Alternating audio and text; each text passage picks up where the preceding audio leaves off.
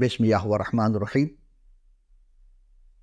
زکریا بن برقیہ جو حجی نبی علیہ السلام کے ہم اثر تھے، عزیزان گرامی قدر، حقیق عرفان قصص الانبیاء میں آپ تمام سامعین ناظرین خدمت سلام اور خوش آمدید۔ تو جو پہلا سوال آج کا ہے اس کا جواب یہ ہے کہ قرآن شریف میں تو صرف ایک زکریا کا ذکر ملتا ہے جو حضرت یحییٰ یعنی یوحنا استباغی علیہ السلام کے والد بزرگوار تھے، اور یہ چونکہ اپنے باری میں ہیکل میں بخور جلائے کرتے تھے اور ان کا زمانہ پہلی صدی عیسوی کا ہے، لیکن یہاں یہ قبل مسیح جس نبی کا ہم ذکر کرنے جا رہے ہیں کتاب مقدس کے روح سے زکریا نام کے 28 افراد ہیں، یعنی 28 شخصیت ہیں، اور 39 مقامات پر ان کا ذکر ملتا ہے۔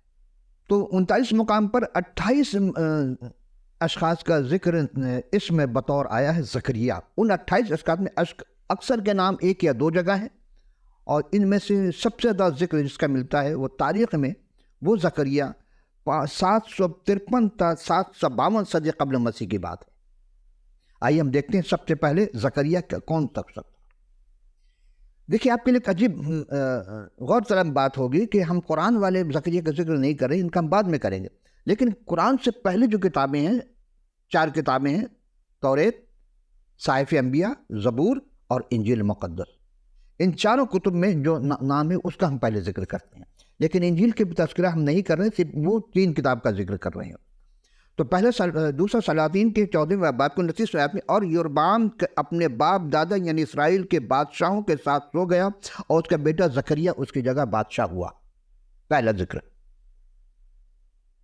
اور دوسرے سلاطین کے 15 باب کی 8 سے 11 آیت میں، لیکن ہم بہت مختصر پیش کریں گے آپ کی خدمت میں، اور یربعام 2 کے بیٹے زکریا نے اسرائیل پر 753 صدی قبل مسیح یا 752 صدی قبل مسیح 6 ماہ تک سلطنت کی۔ اس نے اپنے پیشروؤں کی طرح زکریا کے نے یربعام کی پیروی کرتے ہوئے دان اور بیتیل میں سونے کے بچڑوں کے پرستش کی۔ دیکھیں فرق ہے، جیسے جب ہم آگے جائیں گے بہت سارے نام اور ولدیت کا ہونا ضروری ہے۔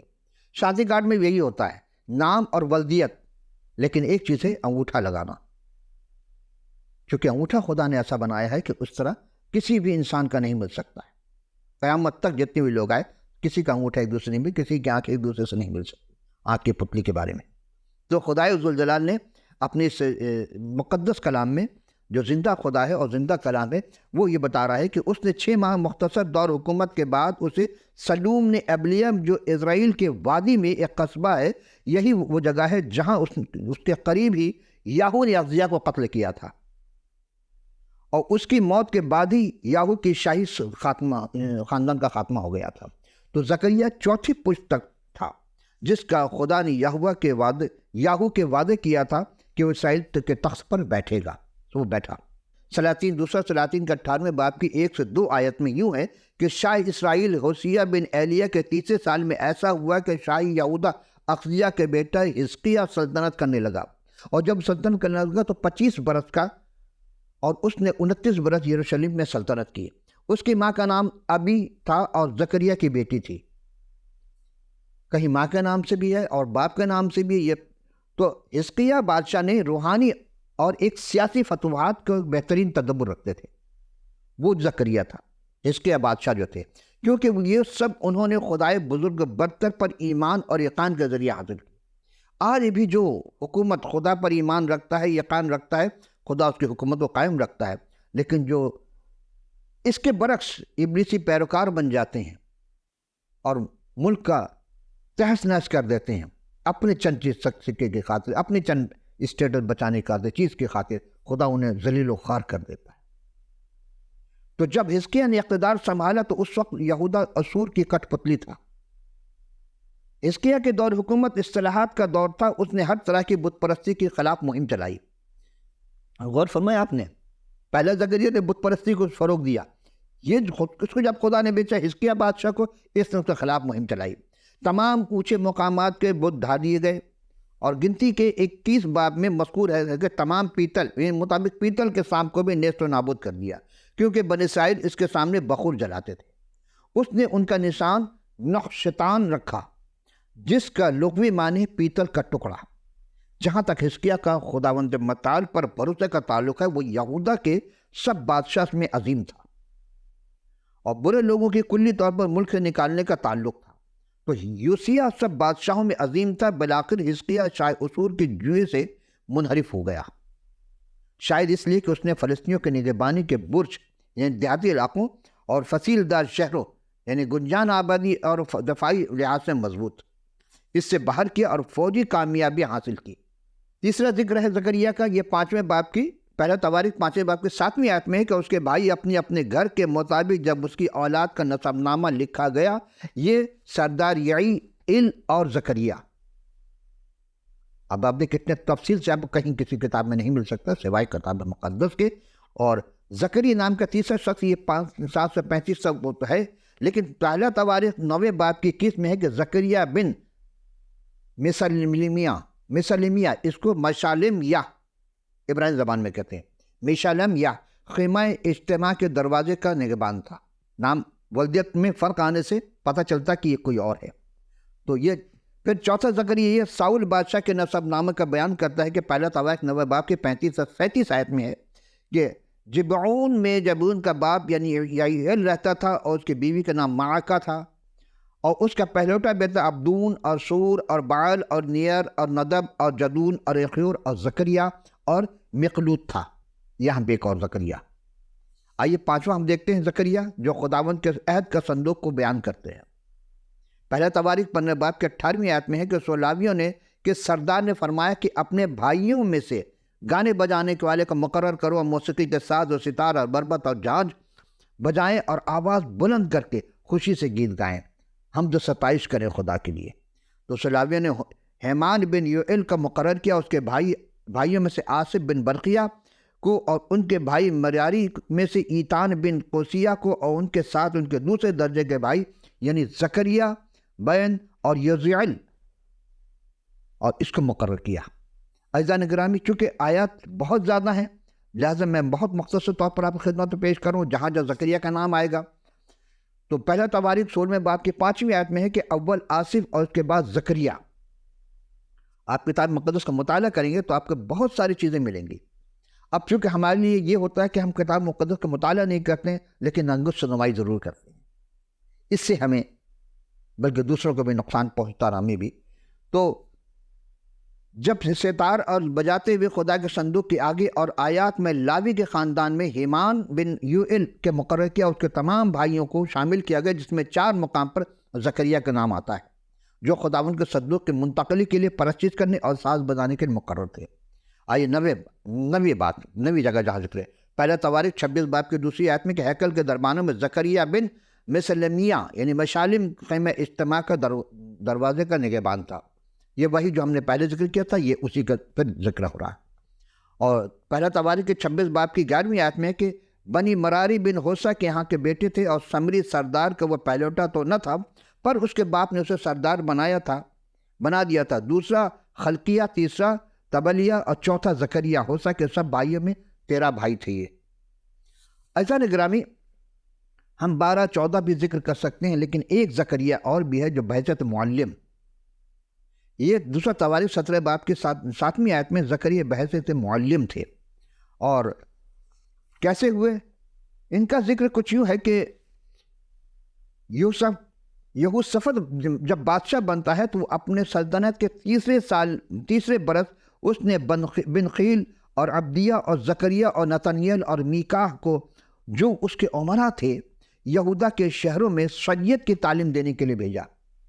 یہ پہلا بادشاہ تھا جس نے شریعت کی تعلیم دینے کے لوگوں کو چنا اور اپنے لوگوں کو لیے بھیجا۔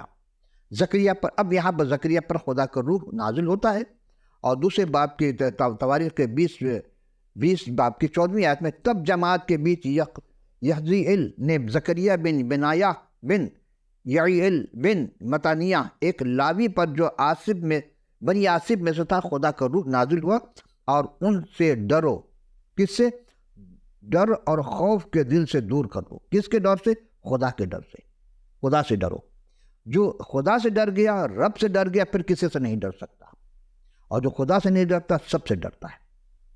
آئیے ہم ایک اور چیز دیکھتے ہیں کہ دوسرے تواریخ 7ویں باب 21ویں باب کے دوسرے میں کہ یوسف کے بیٹے تھے، یہ تھے جو عزریہ اور یحییل اور زکریا اور عزریہ اور میکائیل صفیہ، یہ سب اسرائیل کے صفوت کے بیٹے تھے۔ عزیزان گرامی، یہودا کی اصطلاحات میں منسوخی اور زکریا پر خدا کا روح کا نازل ہونا کہ سب وہ لوگوں کے بلند جگہ پر کھڑا ہو کر کے کہنے لگا کہ خداوند یہ فرماتا ہے کہ تم کیوں خدا کے حکموں کے باہر جاتے ہو، یوں خوشحال نہیں رہ سکتے، چونکہ تم نے خدا کو چھوڑا ہے اس نے بھی تمہیں چھوڑ دیا۔ ہم جب غور کرتے ہیں کہ فی زمانہ آج ہم بھی یہی اسی موڑ پر کھڑے ہیں، جب انسان خدا کو چھوڑ دے گا، اس وحدہ لا شریک سے روگردانی کرے گا، اس میں کلام کو چھوڑ دے گا، تو خدا بھی اس سے منہ پھیر لیتا ہے۔ خدا ظاہری عبادت کا خدا نہیں مانتا، وہ ظاہر چیز کو نہیں مانتا کہ ہم نے اتنی یہ کر لی، اتنا ذکر کر لیا، اتنا وہ کر لیا، وہ اس چیز کا قائل نہیں ہے، اس کو اس کی ضرورت نہیں ہے، یہ ہم اپنے تسلی کے لیے کرتے ہیں۔ تو خدا کی پھر جب خدا کے گھر کو پاک کرنے کی باری آتی ہے، پھر زکریا کو حکم ہوتا ہے کہ تم جا کے خدا کے گھر کو پاک کرو۔ عزیزان گرامی، پھر ہم دیکھتے ہیں کہ خدا کے گھر کو ناظم کی ضرورت پڑتی ہے، تو 10واں جدھا خدا کے گھر کا ناظم زکریا نے عید فصح منانے کے لیے قربانی کے جانور دیے۔ کیسے، کس طرح؟ تو یہ دوسرا تواریخ کے 35 باب میں 8ویں آیت میں کہ یوسیہ نے لوگوں کے لیے جتنے وہاں موجود تھے ریوڑوں میں سے برے اور حلوان سب کے سب فصح کی قربانی کے لیے دیے، جو گنتی میں 30,000 اور 300 بچھڑے تھے۔ 3,000 اور 30,000 اور 3,000 بچڑے تھے، یہ سب بادشاہی مال میں سے دیے گئے تھے۔ رضا کی قربانی کے طور پر لوگوں اور کاہنوں کو اور لاویوں کو دیا، اور خلقیہ اور زکریا اور یحییل نے جو خدا کے گھر کا ناظم تھے کاہنوں کا فصح کی قربانی کے لیے 6,000 اور 100 بھیڑ بکری اور 300 بیل دیے۔ دیکھیں خدا کے لیے قربانی کر کیا جاتا تھا، اور زکریا نے خدا کے نام سے خدا کے گھر کی تعمیر کے لیے نبوت کی۔ یہ پہلا نبوت ہوتا ہے کہ جب خدا کا روح، جس کو عام زبان میں کہا جائے جبریل آئے پیغام لے کر، جبریل پیغام لے کر نہیں آتے تھے، بلکہ خدا کا پاک روح جو ہوتا تھا، چونکہ جبریل کا رتبہ الگ ہے اور روح کا رتبہ الگ ہے۔ جبریل کا رتبہ نیچے ہے، پست ہے تھوڑا، اور روح کا جو ہے وہ بلند و بالا رتبہ ہے، وہ ہے روح القدس۔ لیکن افسوس یہ کہ ہمارے روح القدس کو جبریل اور جبریل کو روح القدس کہہ دیا گیا، یہ آپ تحقیق کیجئے گا۔ تو دوسرے تواریخ میں سب جماعت کے بیچ یعنی وہی بات کہ جب زکریا پر خدا کا کلام پر نازل ہوتا ہے تو خدا کا چونکہ طالب تھے وہ، اسی لیے خدا نے ان کو ایسا کیا، اور وہ ان دنوں میں جو خدا کے روایتوں میں ماہر تھا خدا کا طالب رہا، اور جب تک وہ خدا کا طالب رہا خدا اسے کامیاب کرتا رہا۔ ہم دیکھتے ہیں عزیزان گرامی قدر کہ عزرا 5ویں باب کی پہلی آیت میں یہی ہے کہ پھر نبی یعنی حجی اور زکریا بن عدوی اور ان یہودیوں کے سامنے جو یہودا اور یروشلم میں تھی نبوت کرنے لگے، انہوں نے اسرائیل کے خدا کے نام سے اس کے سامنے نبوت کی۔ نبوت کسے کہتے ہیں؟ ہم پہلی بار بھی کبھی پیش کر چکے۔ نبوت کہتے ہیں آنے والے وقت کی نشاندہی کرنا، پیشن گوئی فارسی میں کہتے ہیں۔ 12واں یہ تھا 22واں، اور اب ہم 23واں میں دیکھتے ارتخشستہ بادشاہ کے دور میں زکریا آبائی خاندان کا سردار کا نسب نامہ۔ یہ عزرا جو نبی بھی تھے، کاہن تھے، بعض کہتے ہیں، تو ان کے صحیفے کا 8 باب کی 3 آیت میں ہے کہ ارتخشس بادشاہ کے دور سلطنت میں جو لوگ اسیری سے بابل سے نکل کر آئے تھے ان میں آبائی خاندانوں کے سردار کا نسب نامہ، اور بنی سکنیہ کے نسل کے بنی اوس اور میں سے زکریا اس کے ساتھ 150 مرد نسب نامہ کے روح سے گنے گئے تھے۔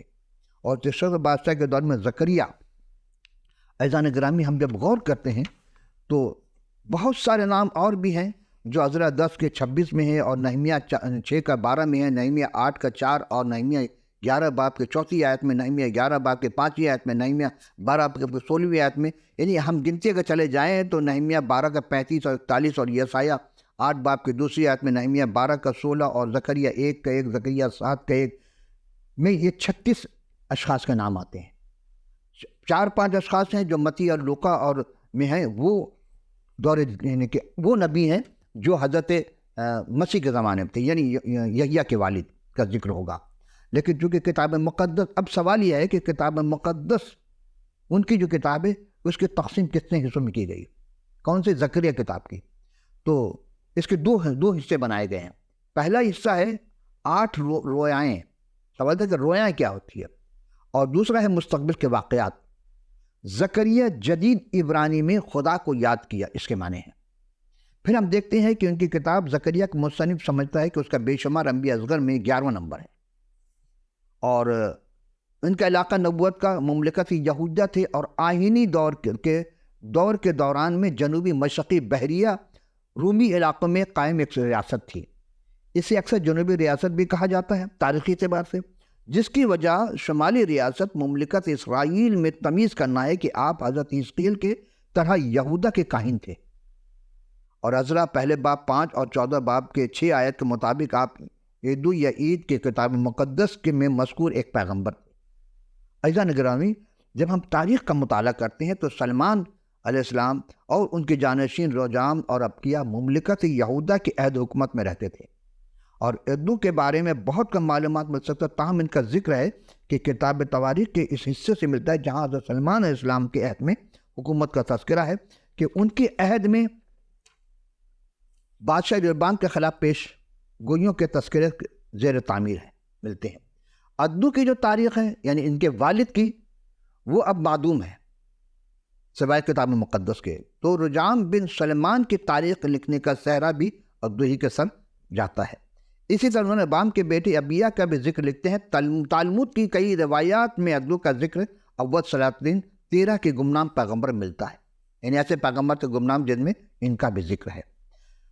ایسا نہ کہ پہلی صدی قبل مسیح کے مورخ یوسفس 4 اور 5ویں صدی قبل مسیح میں مفسر جیرون اور عہد وسطی کے یہودی مفسر راشی نے جو عدو کا تذکرہ کیا ہے وہ تلمود کے گمنام پیغمبر کے جانے پہچاننے کے لیے کوشش کی گئی، لیکن اول سلاطین میں ہیرو کو خدا کا بندہ کہا گیا کہ یہ خدا کا بندہ کی یاد کی انہوں نے یربعام کی پیشن گوئی کی، اور انہوں نے کئی پیشن گوئیاں جو ہے کتاب مقدس میں مرقوم ہیں۔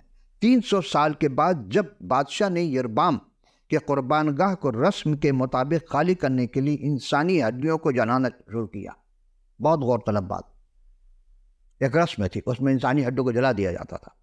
تو اپنی اس مہم کے دوران یوسیہ کو خدا کا بندہ، جس کا لقب دیا گیا تھا یہ خدا کا بندہ ابن عبداللہ، ان کی قبر ملتی ہے۔ اس نے ان کے بارے معلوم کروایا تو اس کو بتایا گیا یہ اس آدمی قبر جس نے یربعام کے قربان گاہ کی پیشن گوئی کی تھی۔ تو یوسیہ نے ان کی نبوت کا احترام کرتے ہوئے حکم دیا کہ ان کی قبر کو نقصان نہ پہنچایا جائے۔ دیکھیں، خدا اپنے بندے کو مرنے کے بعد بھی اس کی ہڈیاں تک کو محفوظ کر دیتا ہے۔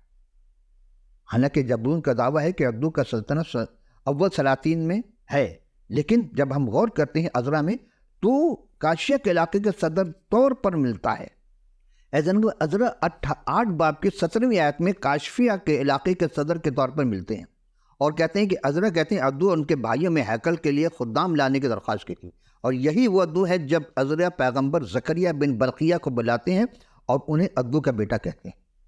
اب سمجھ میں آئی آپ کی کہ یہ کس طریقے سے کہاں اس تضاد کا بیان حل کرنے کے لیے اندازہ لگایا گیا ہے کہ انہوں نے ایسا اس لیے کیا تھا کہ الفاظ برقیہ کا بیٹا یہ پہلے باب کی پہلی آیت کے متن کا اصل حصہ نہیں تھا۔